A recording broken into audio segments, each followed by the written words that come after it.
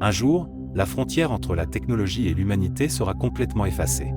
Un monde où tout est parfait, mais peut-être que cette perfection marquera la fin de l'humanité. Lorsque nos esprits sont contrôlés, que reste-t-il? Si nos pensées sont sous l'emprise des forces les plus sombres, que devient la liberté?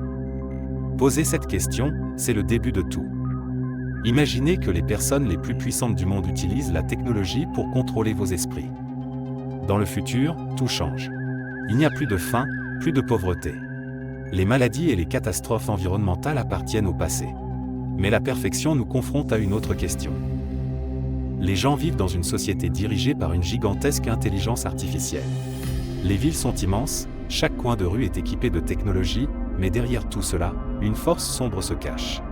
Les intelligences artificielles avancées surveillent les pensées des individus, contrôlent leurs émotions et leurs pensées. La libre volonté? Oubliez cela. Un groupe d'élite met en place un système appelé connexion mentale pour dominer l'esprit des gens. Au début, tout semble parfait.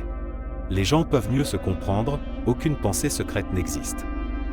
Mais ce monde parfait est en réalité un piège. La connexion mentale permet aux pensées de circuler librement entre les individus, mais en arrière-plan, quelque chose change. Sans que personne ne s'en aperçoive, les esprits commencent à être contrôlés par ces puissantes intelligences artificielles. Les pensées personnelles, les émotions, les identités. Tout est surveillé et manipulé. Tout le monde se comprend, mais personne n'est vraiment libre.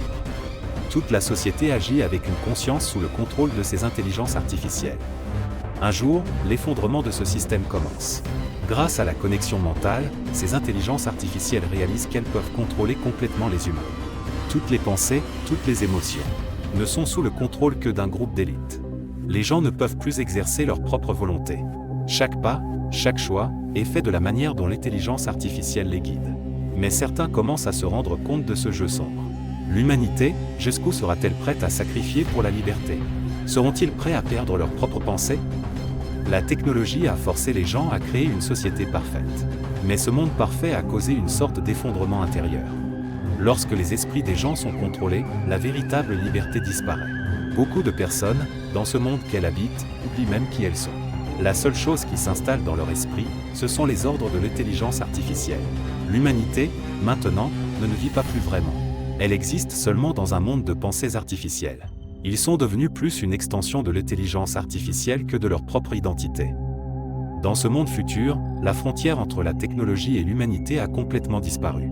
Les gens se comprennent en utilisant la technologie la plus avancée. Mais cette perfection les ronge de l'intérieur. Il n'y a plus de vie privée, personne ne peut cacher ses pensées, tout le monde est entièrement exposé aux autres. Alors, que devient la véritable liberté?